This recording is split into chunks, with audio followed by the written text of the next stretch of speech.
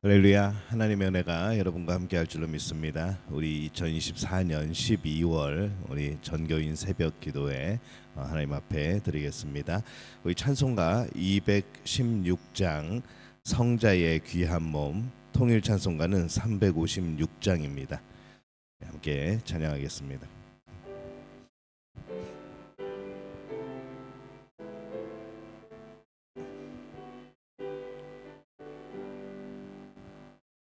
성자의 귀한 몸 날 위하여 버리신 그 사랑 고마워라. 내 머리 숙여서 주님께 피는만 나무어 주님께 바치리까. 지금도 날 위해 간구하시 이 옅은 믿음이 아옵나니. 주님의 참사랑 고맙고 놀라워 찬송과 기도를 쉬지 않네. 주님의 십자가 나도 지고 신실한 믿음과 마음으로 형제의 사랑과 친절한 위로를 네게나 베풀게 하옵소서. 만 가지 은혜를 받았으니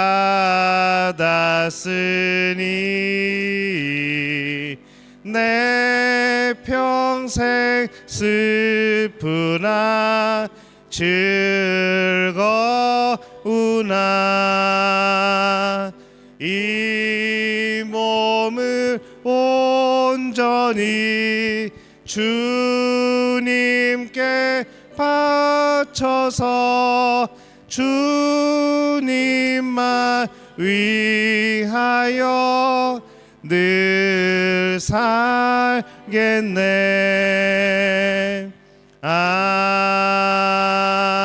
아멘. 사도신경으로 우리의 신앙을 고백합니다. 나는 전능하신 아버지 하나님 천지의 창조주를 믿습니다. 나는 그의 유일하신 아들 우리 주 예수 그리스도를 믿습니다. 그는 성령으로 잉태되어 동정녀 마리아에게서 나시고 본디오 빌라도에게 고난을 받아 십자가에 못 박혀 죽으시고 장사된 지 사흘 만에 죽은 자 가운데서 다시 살아나셨으며 하늘에 오르시어 전능하신 아버지 하나님 우편에 앉아 계시다가 거기로부터 살아있는 자와 죽은 자를 심판하러 오십니다. 나는 성령을 믿으며 거룩한 공교회와 성도의 교제와 죄를 용서받는 것과 몸의 부활과 영생을 믿습니다. 아멘. 찬송가 320장 나의 죄를 정케하사, 통일 찬송가는 350장입니다. 찬송가 320장, 통일 찬송가 350장 함께 찬양합니다.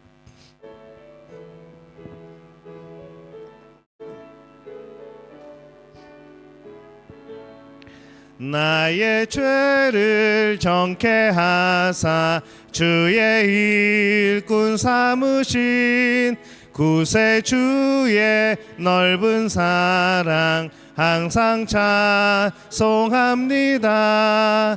나를 일꾼 삼으신 주 크신 능력 주시고 언제든지 주 뜻대로 사용하여 주소서. 내게 부어 주시려고 은혜에 비하신 주 주의 은혜 채워주사 능력 있게 하소서. 나를 일꾼 삼으신 주 크신 능력 주시고 언제든지 주 뜻대로 사용하여 주소서.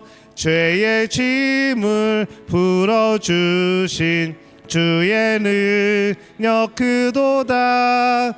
나를 피로 사신 예수 내 맘속에 오소서.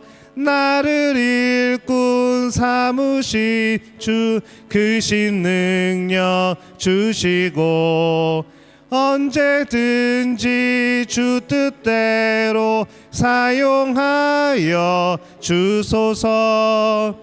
주여 내게 성령으로 충만하게 채우사 생명수가 강물처럼 흐르게 하옵소서. 나를 일꾼 삼으신 주 크신 능력 주시고 언제든지 주 뜻대로 사용하여 주소서. 아멘. 오늘 함께 나누실 말씀은 신약성경 요한 1서 4장 16절에서 19절까지의 말씀 함께 보겠습니다. 요한 1서 4장 16절에서 19절까지의 말씀.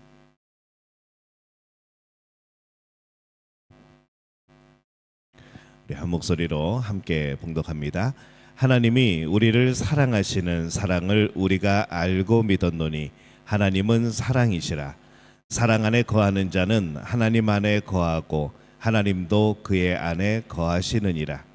이로써 사랑이 우리에게 온전히 이루어진 것은 우리로 심판날에 담대함을 가지게 하려 함이니 주께서 그러하심과 같이 우리도 이 세상에서 그러하니라.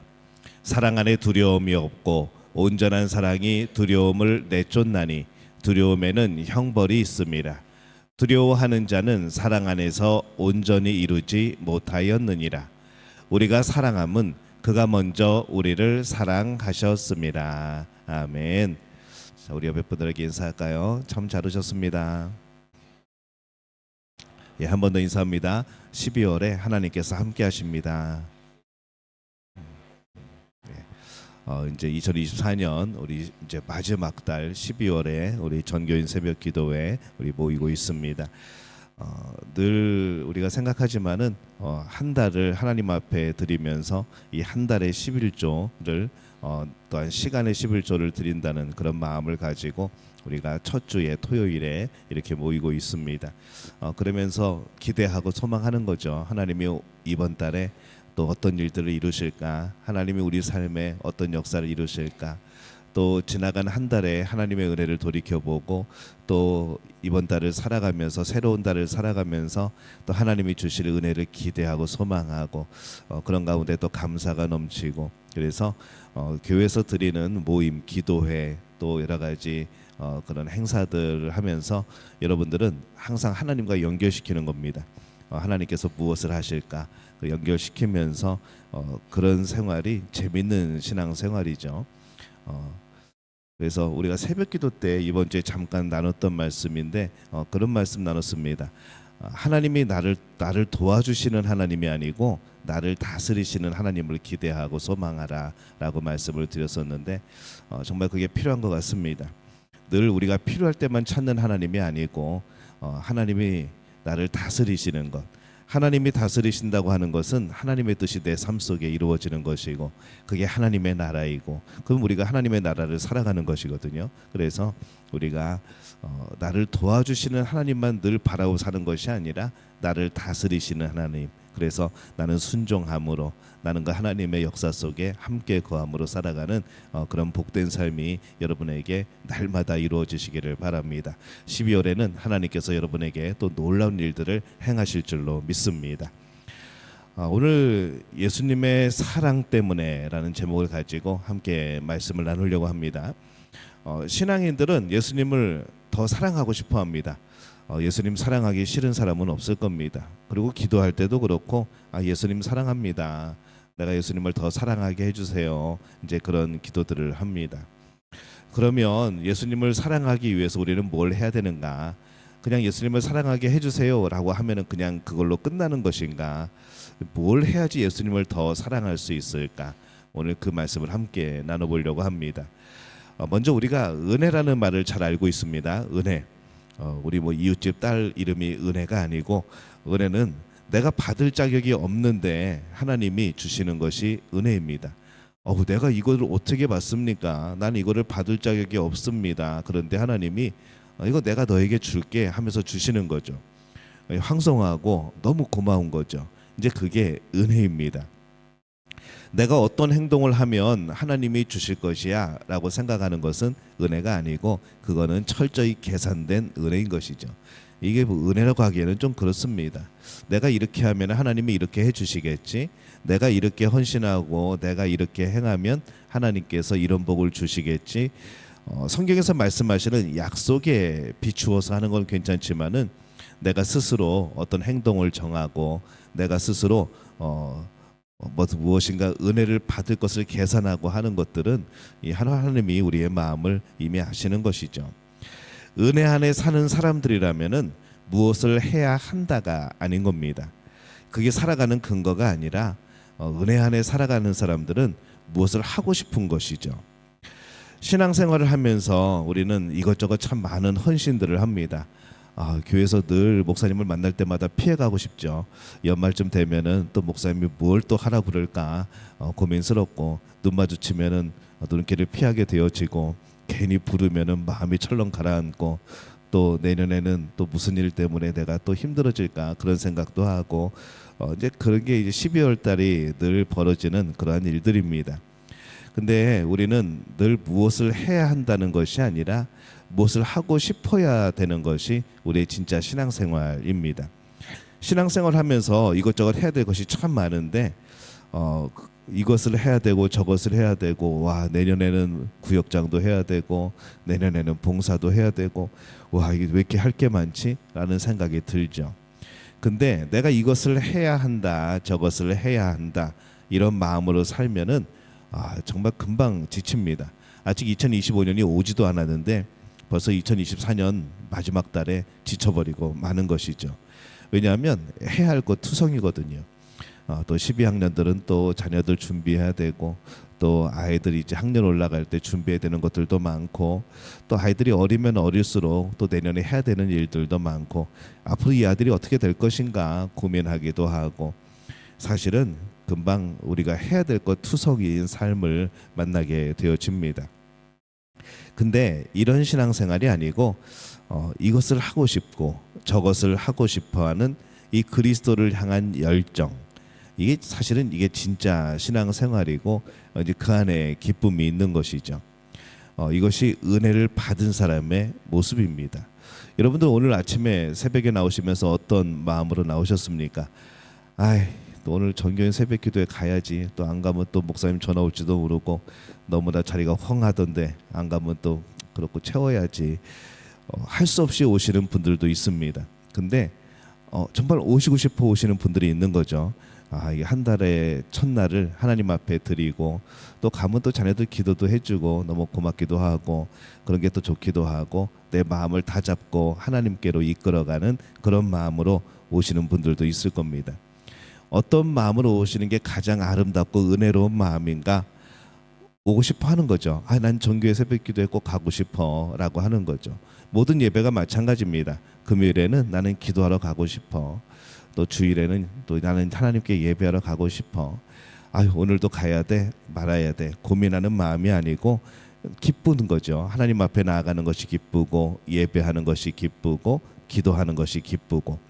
그래서 무엇을 해야 된다라는 의무감을 가지면은 금방 지치지만은 내가 하고 싶은 걸 하는 것은 지치지 않습니다. 근데 그것이 은혜 받은 자의 삶의 모습이라는 거죠. 무엇을 해야 된다 이 말에는 내가 무엇을 해야 된다라는 의미입니다. 그러니까 나에게 초점이 맞춰지죠. 무엇을 하고 싶다는 말에는 내가 아니라 그 어떤 이유로 하고 싶은 겁니다. 나도 하고 싶긴 하지만은 내가 하고 싶게 만드는 그 이유가 있다는 것이죠. 그래서 이게 두 상황이 조금 의미가 다릅니다. 그래서 내가 예수님을 더욱더 사랑하게 해주세요라는 기도는 참 아름다운 기도이고 또 좋은 기도이지만은 그것이 내 행동에 초점을 맞춰서는 안 되는 겁니다. 나의 행동과 나의 노력으로 과연 예수님을 더 사랑할 수 있을까? 예수님을 사랑하는 것도 짐이 되어질 수 있다는 거죠. 뭔가 굉장히 무거운 의무가 되어질 수 있다는 겁니다. 그래도 교회 오래 다녔는데 그래도 직분도 받고 그랬는데 그래도 내가 예수님을 사랑하는 모습을 보여야 되지 않을까? 그런 마음을 품는 거 괜찮습니다. 근데 이것이 의무감이면 이것이 나로부터 시작되는 열심이면은 지친다는 것이죠. 사회에서 지치고 우리의 삶에서 일주일간의 삶에서 지치고 가정의 여러 가지 일들로 지치고 근데 교회에서는 나는 정말 은혜로운 나는 정말 거룩하고 하나님 은혜 가운데 살아가는 기쁨으로 살아가는 그런 모습을 보여줘야 된다는 이 의무감이 얼마나 부담스럽습니까? 그래서 우리의 노력, 우리의 행동으로 예수님을 더 사랑할 수 있는 방법은 사실상 없습니다. 왜냐하면 처음부터 우리는 예수님을 사랑할 방법이 없었습니다. 예수님이 누군지도 몰랐고 왜 예수님을 사랑해야 되는지도 모르고 근데 우리는 언제 그것을 알게 되었는가 하면은 오늘 말씀에 요한일서 4장 19절에 이때 알게 됩니다. 함께 읽어볼까요? 우리가 사랑함은 그가 먼저 우리를 사랑하셨습니다. 내가 죄인인지도 몰랐는데 그 누가 내 죄를 대신해서 돌아가셨답니다. 그래서 나는 영원히 살 길이 열리고 하나님의 자녀가 되는 길이 열리고 내가 몰랐던 그 죄들이 풀어지게 되어지고 해결되게 되어지는 그런 놀라운 역사를 알게 되는 것이죠. 그러면서 보니까 나는 예수님을 사랑하기 전인데 나는 예수님의 사랑을 모르는데도 불구하고 그가 먼저 우리를 사랑하셨기 때문에 하나님이 그 아들을 우리를 사랑하셔서 그 아들을 이 땅에 보내주셔서 죽게 하셨기 때문에 내가 오늘 살아갈 수 있고 내가 오늘 용서받을 길이 열렸고 내가 하나님의 자녀가 되는 길이 열렸다는 이것을 깨닫게 되어지는 것이죠. 그래서 이 다음부터 우리의 삶은 바뀌는 겁니다. 내가 예수님을 더 사랑하게 해달라는 그것이 불가능한 것임을 알게 되는 것이죠. 예수님을 사랑하는 것은 우리가 시작하는 것이 아닌 겁니다. 우리가 그렇게 하기로 마음 먹어서 그렇게 할 수 있는 것도 아니고 또 그렇게 할 수도 없다는 것이 바로 우리가 사랑함은 그가 먼저 우리를 사랑하셨습니다 라는 말씀 속에 들어있는 의미가 되어지는 것이죠. 그럼 무엇이 예수님을 향한 사랑의 열정을 만들어낼 수 있는가? 그가 우리를 얼마나 사랑하는지 더욱 깊이 깨달을 때에 예수님을 향한 사랑도 더 자라나게 되어지는 것이죠. 제일 좋은 것은 서로 사랑하는 겁니다. 우리가 이제 여러분 결혼도 하시고 했으니까 제일 서글픈 게 짝사랑이죠. 상대방은 나를 사랑하지 않는데 나는 상대방을 사랑하는 거. 근데 어느 날 내가 사랑하는 거를 상대방이 알게 됩니다. 그러면서 제가 나를 사랑했었네 하고 알게 되어지고 그러면서 또 보니까 고맙기도 하고 또 그렇게 보니까 또 예뻐 보이기도 하고 그래서 같이 살게 되어지고 서로 사랑하게 되어지고 이제 그게 진짜 사랑이라는 것이죠. 근데 우리와 예수님과의 사랑이 그렇다는 겁니다.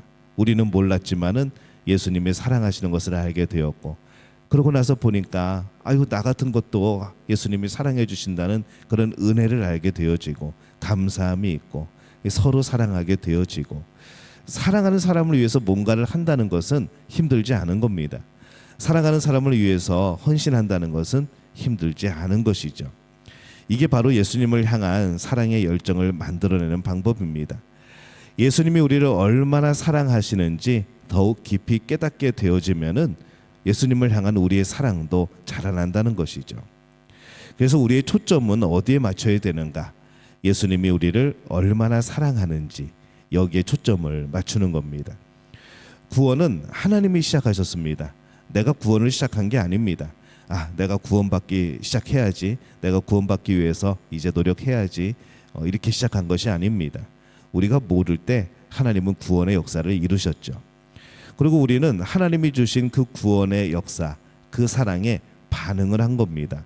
아니, 나를 그렇게 사랑하셨어요? 그러고 보니까 내가 죄인이네요. 하나님, 내 죄를 용서해 주세요. 내 하나님의 자녀가 되게 해주세요. 그랬더니 하나님이 말씀하시는 거죠. 예수님을 통해서 가능하다는 거죠. 그럼 예수님을 믿게 되어지고 우리는 예수님을 더욱더 사랑하게 되어지는 겁니다. 예수님이 우리를 사랑하시고 우리는 그 사랑에 반응하고 예수님을 더욱 사랑하는 것이 우리에게 달려있지 않다는 거죠.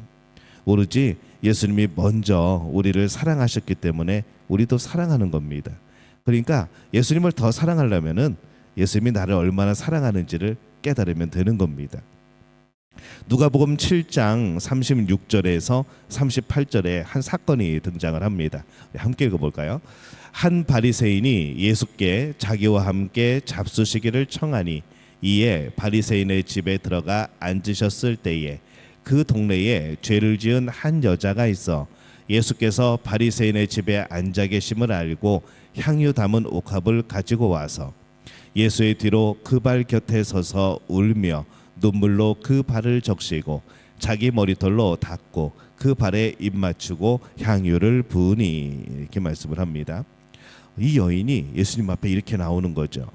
이 모습을 보고 주변에 있던 바리새인들이 난리가 났습니다. 그때 예수님께서 한 가지 이야기를 해주십니다. 누가복음 7장 41절에서 47절 또 함께 읽어봅니다. 이르시되 빚 주는 사람에게 빚진 자가 둘이 있어 하나는 500데나리온을 졌고 하나는 50데나리온을 졌는데 갚을 것이 없으므로 둘 다 탕감하여 주었으니 둘 중에 누가 그를 더 사랑하겠느냐.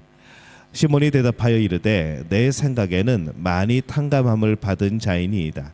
이르시되 내 판단이 옳다 하시고 그 여자를 돌아보시며 시몬에게 이르시되 이 여자를 보느냐. 내가 내 집에 들어올 때 너는 내게 발 씻을 물도 주지 아니하였으되 이 여자는 눈물로 내 발을 적시고 그 머리털로 닦았으며 너는 내게 입맞추지 아니하였으되 그는 내가 들어올 때로부터 내 발에 입맞추기를 그치지 아니하였으며 너는 내 머리에 감람류도 붓지 아니하였으되 그는 향유를 내 발에 부었느니라. 이러므로 내가 내게 말하노니 그의 많은 죄가 사하여졌도다. 이는 그의 사랑함이 많음이라. 사함을 받은 일이 적은 자는 적게 사랑하느니라. 아멘. 자, 이 말씀의 핵심이 뭘까요? 예수님이 우리를 얼마나 사랑하는지 이해하는 만큼 우리는 예수님을 더 사랑할 수 있다라는 것이죠. 사함을 받은 일이 적은 자는 적게 사랑하느니라. 반대로 말하면은 사함을 받은 일이 많은 사람은 더 사랑할 수밖에 없는 거죠. 더 고마울 수밖에 없는 겁니다.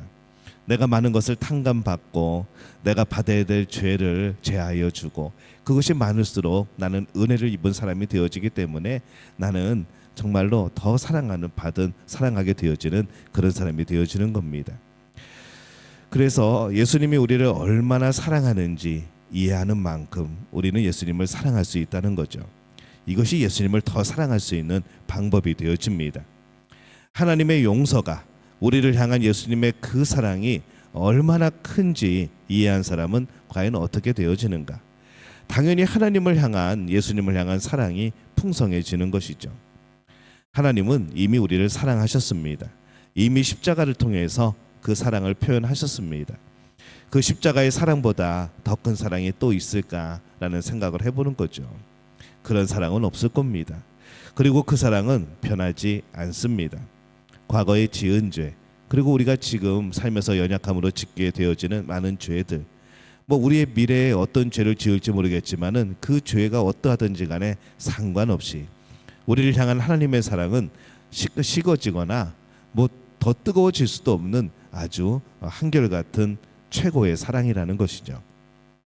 이런 믿음을 가지고 있다고 한다면 내가 어떻게 하거나 내가 어떻게 살거나 죄인으로 살거나 어떻게 살거나 하나님의 사랑은 변치 않으니까 더 죄를 지어도 괜찮은 거 아닌가라는 그런 또 우리의 그런 꾀가 생기겠지만은 그럴 일은 없습니다.